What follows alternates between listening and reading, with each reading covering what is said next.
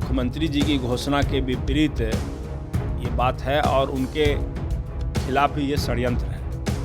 नीतीश जी के खिलाफ षड्यंत्र हो रहा है। बिल्कुल निश्चित नीतीश जी कौन कर रहा है ये षड्यंत्र? तो उन्हीं के साथ जो लोग जुड़े हुए हैं, कुछ न कुछ हैं जो उनकी छवि को खराब करने के लिए ये सब षड्यंत्र कर रहे हैं। मुख्यमंत्री से बड़ा होता कौन है राज्य में, जिसमें सरकार अनुदान देती थी। लेकिन सरकार डायरेक्ट अगर बहाल करेगी तो उसमें सीधा सीधी सरकार का जो वेतनमान होगा, सरकार का जो नियम होगा, सबके लिए लागू होगा। लेकिन नियोजित शिक्षक इतने दिनों से काम अगर कर रहे हैं, सफलतापूर्वक कर रहे हैं, तो उसमें अभी खामी दिखा करके उसको हटा दिया जाए, उसको सरकारी शिक्षक की तरह व्यवहार नहीं किया जाए, तो ये दोहरी नीति सरकार की मेरे समझ से परे है। क्योंकि मुख्यमंत्री से बड़ा कोई ओहदा राज्य में नहीं होता है। कार्यपालिका का सारा अधिकार मुख्यमंत्री में नहीं है। कोई पदाधिकारी को कोई अधिकार नहीं है नियम बनाने का। पदाधिकारी तो होता है सरकार के निर्णय को इम्प्लीमेंट करने का। वो पदाधिकारी चाहे कितना भी बड़ा पदाधिकारी हो, वो कानून नहीं बना सकता है। नमस्कार, आप देख रहे हैं न्यूज़ फॉर नेशन में हूं आपके साथ नरोत्तम सिंह। नियोजित शिक्षक विरोध के बावजूद सक्षमता परीक्षा दे रहे हैं, लेकिन सक्षमता परीक्षा देने के बाद नियोजित शिक्षकों का कहना है कि बीपीएससी से भी टफ लेवल का क्वेश्चन दिया जा रहा है। हमारे साथ है कांग्रेस के एमएलसी हैं समीर सिंह। नीतीश जी कहते कि मामूली सा नियोजित शिक्षकों से पेपर लिया जाएगा, लेकिन नियोजित शिक्षक जब एग्जाम देकर निकल रहे हैं तो कह रहे हैं कि बीपीएससी से भी टफ लेवल का जो पेपर है वो दिया जा रहा है। ये तो मुख्यमंत्री की जो घोषणा थी, व्यवहार में उसके विपरीत देखा जा रहा है। तो स्वाभाविक रूप से जो नियोजित शिक्षक हैं उसको परेशान करने की अगर सरकार की नीयत है तो ये निंदनीय है। और कहीं न कहीं मुख्यमंत्री जी की घोषणा के विपरीत ये बात है और उनके खिलाफ भी ये षड्यंत्र है।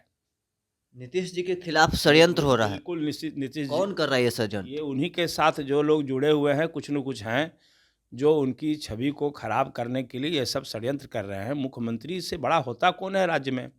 मुख्यमंत्री की घोषणा को अमलीजामा नहीं पहुंचाया जा सके तो बहुत बड़ा मतलब समझिए कि अंधेरगर्दी है ये।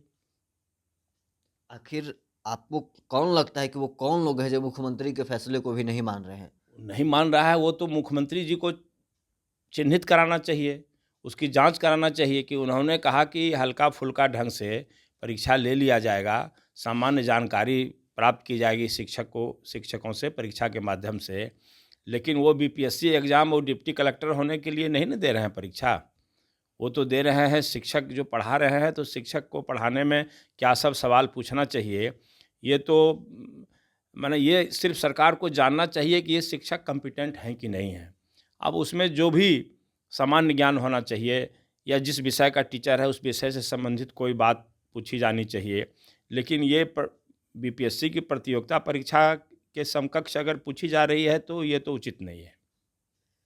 नियोजित शिक्षकों का दो मांग था, एक बिना शर्त में राज्यकर्मी का दर्जा मिले और दूसरा ऐच्छिक स्थानांतरण मिले। लेकिन नीतीश कुमार पहले घोषणा करते हैं कि हम राज्यकर्मी का दर्जा दें, लेकिन फिर बाद में शर्त लगा देते हैं। आखिर ऐसा क्या हुआ कि नीतीश कुमार फिर शर्त लगाना पड़ा सरकार बदलते ही? देखिए, मैं व्यक्तिगत रूप से ये नियोजित शब्द के खिलाफ हूँ। सरकार सीधी बहाली करे, जो भी बहाल होगा वो राजकीय शिक्षक होगा। ये इस तरह की परंपरा पहले भी रही थी। और या नहीं तो फिर जो है सो एफिलेटेड स्कूल होता था, एफिलेटेड कॉलेज होता था जो अपनी व्यवस्था से चलाता था, जिसमें सरकार अनुदान देती थी। लेकिन सरकार डायरेक्ट अगर बहाल करेगी तो उसमें सीधा सीधी सरकार का जो वेतनमान होगा, सरकार का जो नियम होगा, सबके लिए लागू होगा। लेकिन नियोजित शिक्षक इतने दिनों से काम अगर कर रहे हैं, सफलतापूर्वक कर रहे हैं, तो उसमें अभी खामी दिखा करके उसको हटा दिया जाए, उसको सरकारी शिक्षक की तरह व्यवहार नहीं किया जाए, तो ये दोहरी नीति सरकार की मेरे समझ से परे है। इसमें निश्चित रूप से सुधार लाने की आवश्यकता है। के पाठक लगातार शिक्षकों के खिलाफ आदेश जारी करते हैं। नीतीश कुमार सदन में बोलते हैं कि अब स्कूल का जो टाइमिंग है वो 10 से 4 होगा, लेकिन के पाठक मानते नहीं है। 9 से 5 फिर स्कूलों का टाइमिंग हो गया। देखिए, मुख्यमंत्री जी ने सदन में घोषणा की और उसके विपरीत अगर के पाठक आचरण कर रहे हैं तो मुख्यमंत्री को, सरकार को अधिकार है कि ऐसे पदाधिकारी पर अनुशासनहीनता की कार्रवाई करें और उन्हें तत्काल निलंबित करें, क्योंकि मुख्यमंत्री से बड़ा कोई ओहदा राज्य में नहीं होता है। कार्यपालिका का सारा अधिकार मुख्यमंत्री में निहित है। कोई पदाधिकारी को कोई अधिकार नहीं है नियम बनाने का। पदाधिकारी तो होता है सरकार के निर्णय को इम्प्लीमेंट करने का। वो पदाधिकारी चाहे कितना भी बड़ा पदाधिकारी हो, वो कानून नहीं बना सकता है। कानून जब बनाएगा सरकार बनाएगी। विभाग के मंत्री सर्वोच्च होते हैं और राज्य के जो मुखिया मुख्यमंत्री हैं वही सर्वोच्च हैं। इसलिए उन लोगों की घोषणा मतलब सरकार की घोषणा।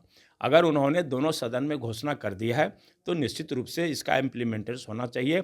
और ये तो हम यही कहेंगे कि पाठक अब मुख्यमंत्री को भी चुनौती दे रहे हैं, और मुख्यमंत्री इतना देर तक बर्दाश्त क्यों कर रहे हैं? जो भी प्रक्रिया है उनको उन पर कार्रवाई करने का अविलंब होना चाहिए। ये तो हम समझिए कि लोकतंत्र की हत्या हो रही है, और सरेआम जो है सो एक अधिकारी इतने वर्षों से चर्चा का विषय बना हुआ है गलत काम करके। तो ये इसके लिए क्या कानून खत्म हो गया, संविधान खत्म हो गया? एक पदाधिकारी के लिए सारा नियम ताक पर रख दिया जाएगा? हम समझते हैं कि अभी तुरंत सरकार को सचेत होने की जरूरत है और उनके खिलाफ कार्रवाई होनी चाहिए। आप कह रहे हैं गलत काम करके पदाधिकारी है जो चर्चा में बना हुआ है। नीतीश कुमार सदन में खड़ा होकर बोलते हैं कि वो तो ईमानदार अधिकारी है। विपक्ष के लोग बेफिजूल के उनके खिलाफ हल्ला किए हुए हैं। नहीं, देखिए, वो ईमानदार हैं क्या है इसमें हमको नहीं जाना है, लेकिन हम तो यही समझते हैं कि वो निश्चित रूप से नियम विरुद्ध आचरण कर रहे हैं। नियम यही है कि मुख्यमंत्री की घोषणा के बाद कोई इफ बट नहीं होता है। अगर मुख्यमंत्री की घोषणा के बावजूद वो 10 से 4 नहीं कर रहे हैं और उल्टे जो है सो 10 से 4 जो लोग आ रहे हैं और उसके पहले 9 बजे नहीं आ रहे हैं, उस पर कार्रवाई की जा रही है शिक्षकों के खिलाफ, तो ये चुनौती तो मुख्यमंत्री को दे रहे हैं ना।